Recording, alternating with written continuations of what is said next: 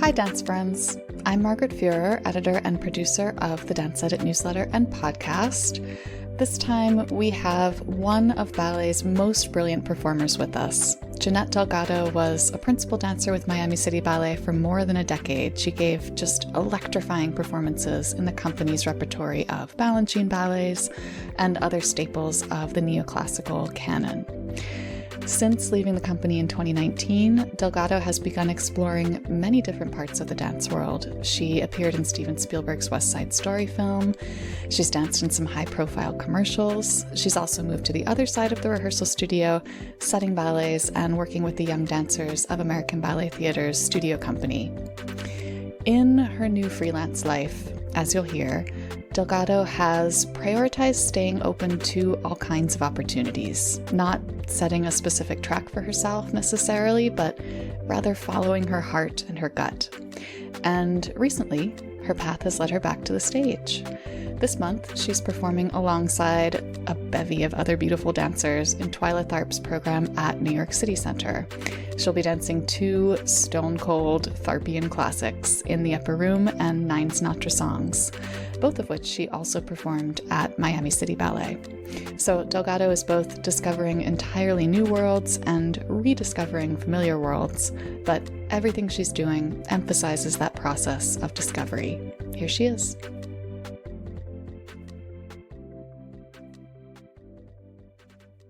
Hi, Jeanette. Thank you so much for coming on the podcast today. Hi, I'm so excited to be here. Thanks. I'm talking with you at what feels like a full circle moment in a way. I was remembering when Miami City Ballet made its debut at New York City Center back in 2009, and you had just been promoted to principal dancer, and In the Upper Room was on the program during that tour, and now here you are 13 years later back at City Center, and you're doing In the Upper Room for Twyla's own program. It's wild. That's so beautiful. I mean, this experience with Twyla has felt a lot of full circle feelings. So yeah, no, it's wild to kind of the thought of being back at that on that stage in this ballet that's just epic. It's very exciting. Yeah, Twyla classic. Well, actually, yeah, that's sort of a good place to start, because let's go back in time a little bit and talk about this incredible run that you had at Miami City Ballet, because you danced a ton of really rich repertory there. So this is a huge question, but can you talk a little about how being in that company, the artists that you work with, the ballets you danced, how did that shape you as an artist? Well, I think actually Twyla was the first choreographer that I got to work with. And she wasn't creating anything new on us, but it was the first time that, a choreographer was in the room and we were working on her works. And it was actually 9 Sinatra songs, which will also be on the program. And I was an apprentice, and I kind of waited the whole day just watching and soaking up every little bit of the day, thinking I would probably not get a chance to dance for her. And then the last 15 minutes of the day, she was like, "You in the back, come and do it." And I was like, ah! And it was just the coolest experience. And I think that was sort of the beginning of Edward bringing in Alexei Ratmansky and Liam Scarlett, and just then eventually Justin Peck came and worked with us. And I feel really grateful for the time I had, especially getting to work with living choreographers, because, I had done a bunch of the greats of Balanchine and Robbins, which I was so grateful to be able to do. And Edward would bring in a lot of the original dancers, Patty McBride, and, they would come in and coach us, and Edward would coach us. And that felt like just a huge learning and growing. But I was always trying to be someone else. Like, this is this person's role, this was this person. And I would research, I would come to New York and watch all the videos and the archives at the library, but everything felt outside of who I was, kind of, And I think finally getting the chance to work with people creating in the room for each of us as dancers was so beneficial as an artist, because I finally got to feel, oh yeah, who am I in this?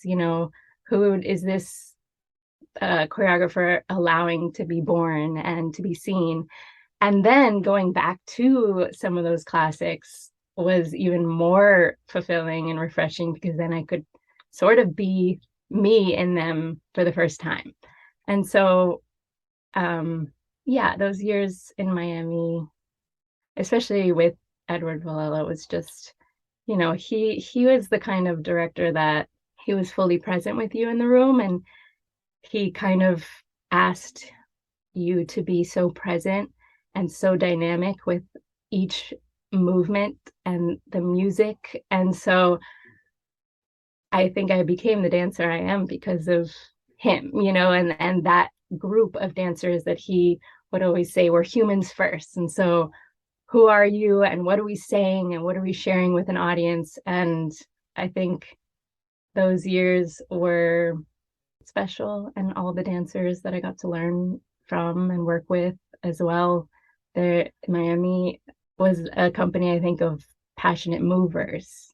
There was, of course, all the technique and the lines and everything and the rules of ballet, but I think mostly the goal was like, how are we moving? How are we using our bodies to really move through space and tell this story? And yeah. Yeah. Finding your own voice with which to tell the story. Exactly. Yeah. Well, actually, that sort of leads nicely into the next question, because since leaving the company, you've explored all these different other places to use that voice. You danced in the Spielberg West Side Story film. You did that epic Dolly Parton 5 to 9 commercial, and then a more recent commercial for On Running. And actually, all of those projects with Justin Peck. Yeah. And you've also staged ballets. You've worked with the ABT Studio Company. Now you're working with Twyla. What would you say sort of guides your decision-making process as you're choosing dance projects to take on now? What are you looking for? I would say number one is the community that I'm working with, because I think when you leave a company, that's, I think, to me, the biggest loss is just this feeling of you wake up every day and you go take class with people you love, and that sort of ritual of always constantly being a part of a group is, in a weird way, I miss performing, yes, and all that, but that community is what I miss the most. And so I now am just opening up to opportunities where I'm looking at who the group is that is involved in this, and these are dancers that are going to inspire me, that I'm excited about getting to connect with even more on a personal level and on a professional level. And so I think that really is a driving force right now as I open up to so many new things. Yeah, what has been surprising to you about this new chapter in your life? I mean, good surprises, not so good surprises, and how has that all changed you as an artist? If it has, I mean, maybe it hasn't, maybe it's sort of confirmed things you already knew about yourself. I would say one of the biggest things I've, at least in the dancing version of projects, the fact that I can fully immerse myself, and then there's a little bit of time to heal and to process. I think in a company, when you sign a contract for 30, 40 weeks plus, there is a stress that comes with having to rely on your body and your fullest self for that consistent and that long and that hard of a period. And so the fact that these projects are for a certain period of time, and then I can see the light at the end of the tunnel, I've been given the ability now to really push myself to the fullest as an artist in all ways, not just physically, but immerse myself completely, knowing that I will have a little bit of time to recuperate. So that's been, I think, something so beautiful and refreshing. On the other hand, I think with these kinds of freelance opportunities, there's always that sort of, this one ended, what's next? I don't know if another one will come. And so that is a little bit of a challenge, but I think being in New York really helps, because the community feels like it's so open and like it's such a small world. So just putting myself out there and opening up to lots of different things too, because I've been doing dancing that feels like not something I've trained all my life for sometimes, and that can be scary. And so I think I've just been opening myself up to being a beginner and to, the West Side Story movie. We were on a film set with, for Steven Spielberg. It was like, what life am I living? Who am I? I don't know how I got here. And I think that was really cool at a certain point in my career to sort of go back to being fresh and learning from everyone around me and not having to feel like I need to know exactly what I'm doing. As scary as it was, it also was, I feel like I've been growing a lot and learning so many new skills, and I've really been loving it. Yeah. Can you talk a little bit too about how this particular opportunity with Twyla arose? I mean, at the risk of asking a very obvious question, what about this project appealed to you? Oh, well, so many things. But it was actually a really fun connection because I had the opportunity last year to work with ABT Studio Company, which was such a beautiful and fulfilling space, working with Sasha Rudetsky and those incredibly talented young dancers. I had never really been on the other side of the room in that, as a rehearsal director. And so to have my first opportunity be there, it was just unreal. And so they were doing a piece of Twyla's, and they were going to film it to kind of have her approval and notes from her. And so I peeked my head in to just kind of say hi. And from there, it just sort of all, she asked Sasha, like, wait, Jeanette's in New York? Is she dancing? Such a cool way to get on the phone with her. And then she was like, let's do this. Are you? And at first I thought it was going to be the Stompers in Upper Room because I've done that role before. And then she was like, no, I want you in pointe shoes. And I was like, oh boy, I haven't done that in 3+ years. So that was sort of a leap of faith, knowing that just to get to work with Twyla right now in these works at this point in her career is just such a gift that I'm just grateful that she called me and asked me. Oh, what a cool path that is. That feels like something was written in the stars that all came together that way. Yeah. So in the Upper Room and Nine Sinatra Songs, the two works on this program, I mean, they're some of the greatest of Twyla's greatest hits. And they're also, as you said, they're both familiar territory for you, although now you're exploring different angles of them. But first of all, what from your perspective, what do you think makes these two works like new classics, quote unquote? Why are they so enduringly appealing? I guess it's a bunch of things. At least for In the Upper Room, I think there's so much of it that is the dancers doing it. Like not only is there a whole generation of young people that have probably never seen it, but there's a whole generation that hasn't danced it. And so one of the incredible qualities of Twyla is that she gets in the room with who's in front of her. She's working with the dancer that she's working with in that moment. Just like that great documentary that came out during the pandemic, Twyla Moves. It was like she almost always was, people were navigating towards her because she's such a force. And they were dancers from so many different walks of life and different styles. And it was all about, her working with who was in front of her and seeing what they had to say, and her getting them to also say what she wanted to say. And so I think that this will always be current if you always have a new generation, a different generation of dancers coming to it. It's going to be theirs, and they're going to make it current and evolve it into their own experience. Well, and the Philip Glass music is just it's so meditative, and so like you're on such a journey that I think too, it's that abstract art where it can be what it is and people can make of it what they need to make of it in that moment. It can mean whatever is important at the time, because there is so much power and endurance and that feeling of like, oh my God, will this end? And we're in this struggle and it's real. And so I feel like that is humanity, that will be forever. We will have these moments in our lifetime. And so it encompasses so much.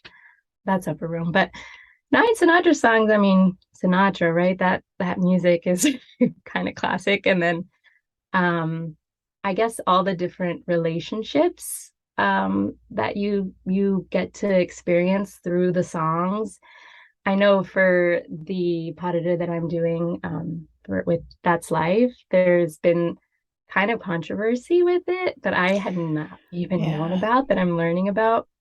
And Twyla is definitely a woman who evolves, who stays current, and we've just had so many conversations about how we make this in 2022, what we're doing to bring this into a place where the man and the woman are dancing together and they're seeing there's not a hierarchical They're on equal patriarchy. footing. Yeah, there's not Yeah. this abusive relationship. There is this, it's a struggle, it's a fight, but how are they both getting their voices heard? And so that's been really fun to explore with her and make it feel current.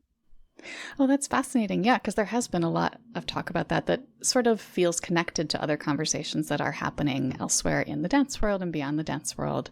Can you say a little more about, I mean, have there been adjustments to the choreography itself, or is it more just a matter of approach? There are slight changes that she's made. They're not, I think, like so obvious, but it's been mostly about giving space for me to be able to have a stronger presence and to kind of fight and not just be like a rag doll that's getting thrown around and like just taking it. And Yeah. so it is more a conversation of like who I would be in that kind of scenario and how much fun I could have with this versus this feeling of feeling helpless, and more like, oh no, I'm in this too and I'm a part of this. It's not necessarily a healthy relationship all of a sudden, that I think it is that song. It's like he's talking about that's life. This is, there are ups and downs and we will argue and we will not see eye to eye, but how can we have an argument and still hear each other and still be heard? And so we're still exploring. So who knows? By the time of the performances, there could be even more changes. But I think it's been really great to be able to have those changes and conversations. That's so interesting to hear. I remember watching, because that duet was also in Come Fly With Me in the Broadway version that she did, expanded version of this. Yeah. And I remember Corinne Plantadit doing that duet and just being like, she's not a victim. She's going to eat that man alive. Yes. She totally brought that energy to it.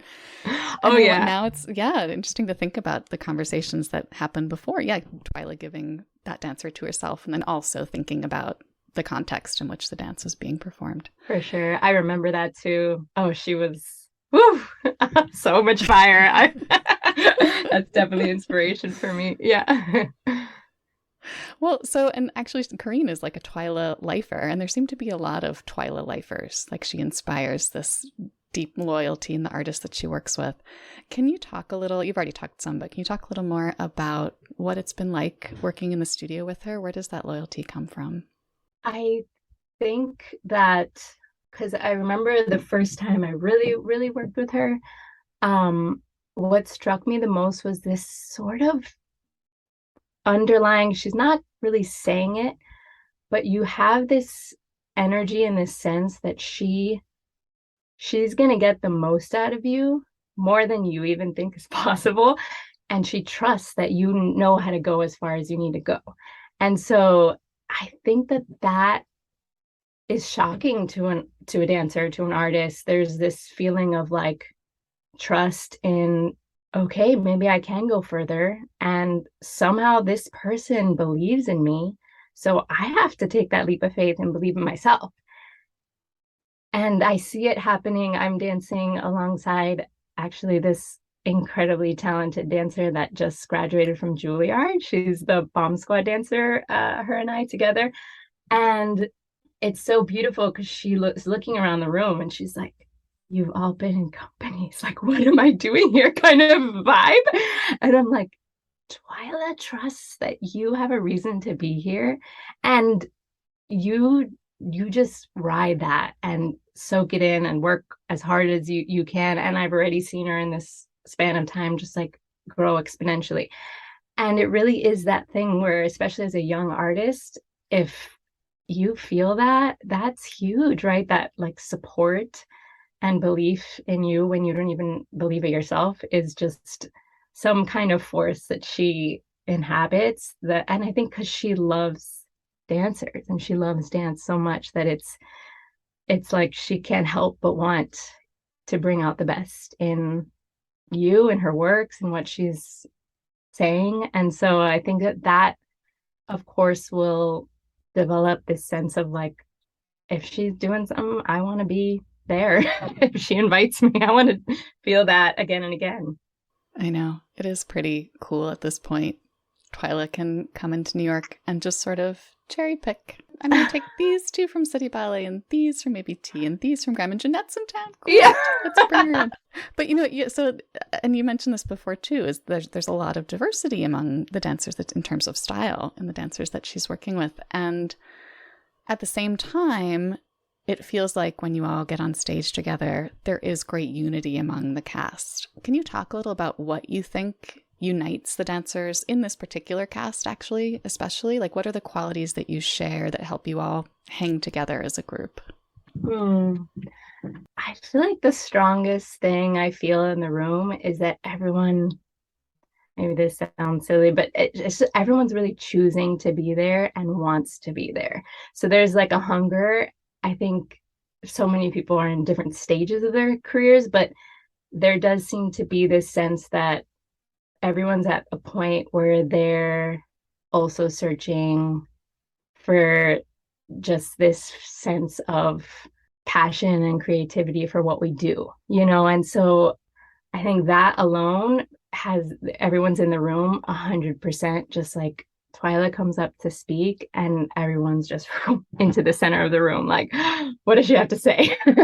And the sense that, you know, how many more times will this experience really happen? It feels very beautiful and unique. And then I also think that Twyla does demand a lot of rehearsal time. And I remember this with Edward. We would start Miami City Ballet every day with mandatory class. And, you know, we all had different feelings about what that meant. And, but there was something about to it now. And I see that there was a coming together and sort of like we begin our days breathing and moving together so that we can have this communal, before we all go into our separate rehearsals, there is a moment, a ritual that we all come together. And I think that we have been having a lot of rehearsals and kind of like run throughs all together, sort of maybe earlier than what we would be normally doing. And I think that she's doing that on purpose in order for us to start breathing and unifying, and just even, you know, dancers in a studio laughing together and being inspired by each other, because we are all sort of different movers. And so the more time we've gotten to bond and be in there watching and learning from each other, I think we are sort of becoming a cohesive community that feels really special. I think it'll be hard at the end. We'll be like, wait, we're not going on tour together. Like, we're not a family now. Yeah. Yeah, building that chemistry that only develops with time, right, and exposure and experience. And yeah, exactly. I was so happy to see you on the cast list for these Twyla shows, because I mean, I'd seen you in, you know, like the film work that you've been doing and commercial work, but I hadn't seen you on stage in a while, and I selfishly really hope that you weren't done with live performance.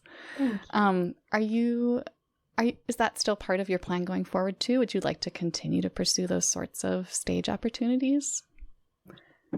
You know, talk to me on October 23rd after the week of performances. No.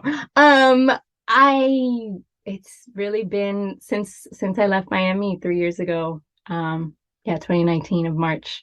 I haven't performed on stage. So It has been a while, and I am grateful for this because I do feel like I am open and I'm sort of wanting to see how I feel again on stage and experience it, whether it's the last time it happened. It does feel like a beautiful way to kind of get back on stage with pieces that I'm familiar with, but new to in a different way with a different group and all of that we've talked about. But there are a few other works in the process that might get me back on stage that I'm excited about.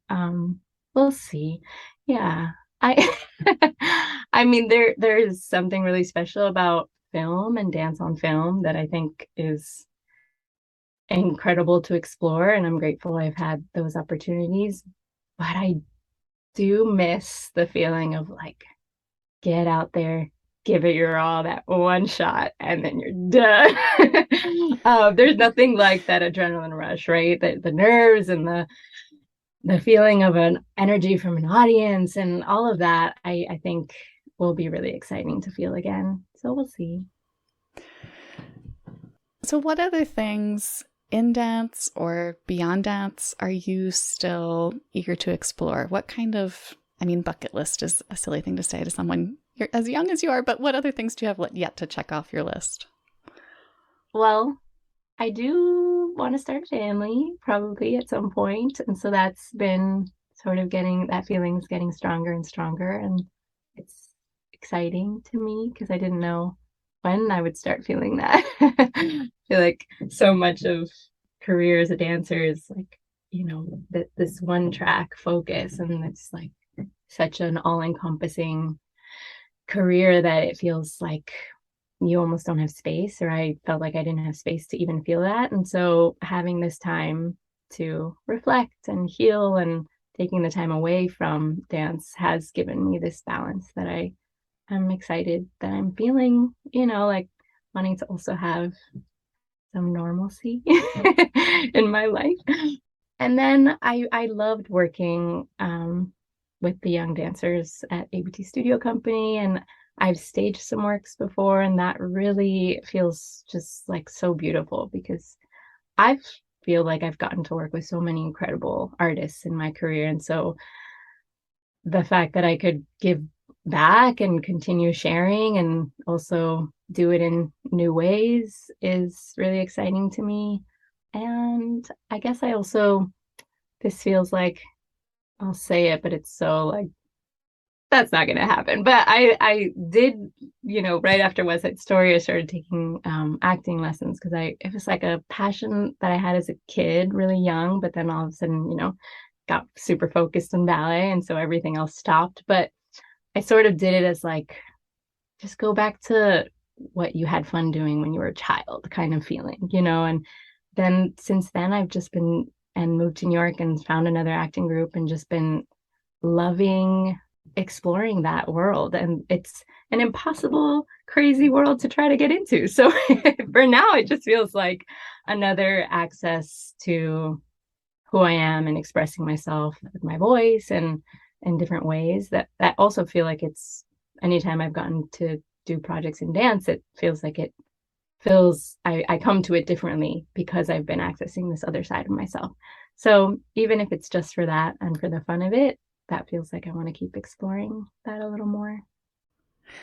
Oh gosh, I feel like that film in particular, just because it gathered all of these incredible dancers together on one acting driven project, I feel like all of these dancers then caught the acting bug afterward. And that's so exciting because now you're all branching out and doing these like different types of projects. I just love seeing that dancer energy then make its way into that community too. I mean, Ariana DeBose, like, look at that, look at her. Yeah. No, it's true. And I think that also the fact that so many people are having this success and even whatever success, but like getting to do it and bringing something else to it because they are dancers, it's so inspiring. Mm-hmm. And yeah, we all kind of were like, ooh, this is fun. Even if like maybe it won't happen, but just exploring it is, yeah, it feels so fun and fulfilling. And that last answer also reminded me that I sort of left a hole in my list of questions, which was I should have asked more about the work that you've done, like with ABT Studio Company, and the work that you've done setting works and coaching and that being on that side of the studio. Can you talk a little more about that and what that has revealed to you about yourself? What I feel sometimes in the ballet world, like being young and growing, I worked with so many incredibly supportive and nurturing people. And at the same time, I had experiences that were the opposite, right? Like we all have had. And of course, in nature of the dancer that is constantly, looking in the mirror and trying to find everything wrong, I feel like a lot of times I stayed with the negative more than the positive, and they hurt, they scar you in ways that feel big. And being now on the other side of the room, I feel like that is like so at the forefront, like giving what I wish could have been given, and just the support and the positive energy that feels like it's already so hard what we do. It's so impossible. The amount of feats that we undertake as dancers, as artists, and it's so vulnerable. And I just feel like it's been so beautiful to be able to come to the front of the room and make that a priority, just like, I just want to uplift you all because what you're doing is incredible. And I want to remind you of that so that you can just come with your fullest self and be exactly who you are without any of the other silly baggage that really is not necessary. And I'm obviously getting emotional, so I'm passionate about it, and it's a work in progress because I know that for me leaving Miami, I there was a lot of healing that I went through, and taking time away was really important because I didn't want to like bring any of that stuff with me into the room, especially if it starts to become subconscious. And that's what I also have found being on the other side of the room, realizing, oh, a lot of times those people were not evil. They just did not know what they were doing, and they were going on autopilot of what was done to them, right? It's those cycles. Mm-hmm. And so taking that time to reflect and heal and be in therapy and all these things, I think was really important to me. And so now I'm really grateful to have had the chance to now put it into practice and actually then go into the room and share with that kind of open-heartedness and freedom from my own past that I wouldn't want to continue, and I would want to continue it in an evolved, more supportive way. Yeah. It's really beautiful to see you and others, I think, as well, sort of this generation rising as mentors who are working really consciously to stop those cycles, as you're saying, those cycles of trauma that have been in ballet for so long, that teachers traumatize others because that was what was done to them. And now there's much greater awareness building around that, and also self-awareness. Right. What was done to me, and how can I prevent that from happening again? Right. That's really special, and really important. Very important. Telling you things you already know. But I guess I'll finish with a classic bad job interview question. Where do you see yourself in 5 years and in 10 years? Are you on stage, on screen, at the front of a rehearsal studio, somewhere outside of dance entirely, or some combination of the above? What do you see? 5 years, I do want to dream and put out there that I am still dancing and running around with a child or more. We'll see. Whatever is in the cards.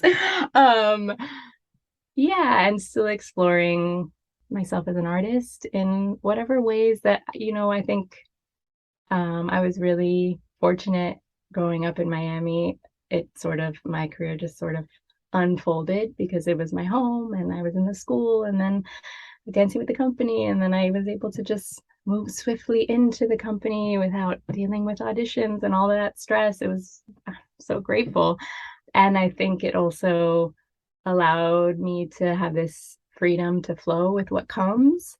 of course, there are always little goals and things to work on and strive for, but I am sort of trying to feel into that same, go with what is speaking to you and open up to what is meant for you without this feeling like I have to plan it all. So I'll stick to the 5 years, and who knows about 10? I don't know. Yeah. Yeah. Just maintaining openness. Mm-hmm. Yeah. Yeah. That's so healthy. I mean, not always easy to do, but that's what we're hoping for. Well, Jeanette, thank you so much for coming on today. And listeners, in the show notes, we've got a link to Jeanette's social accounts so you can keep up with all of her various projects, including the upcoming Twyla Tharp program. And we also have a link to New York City Center's website, which has more information about those performances. And I'm so looking forward to seeing you on stages and screens and at the front of classrooms and beyond in the future. Thank you so much. This was awesome.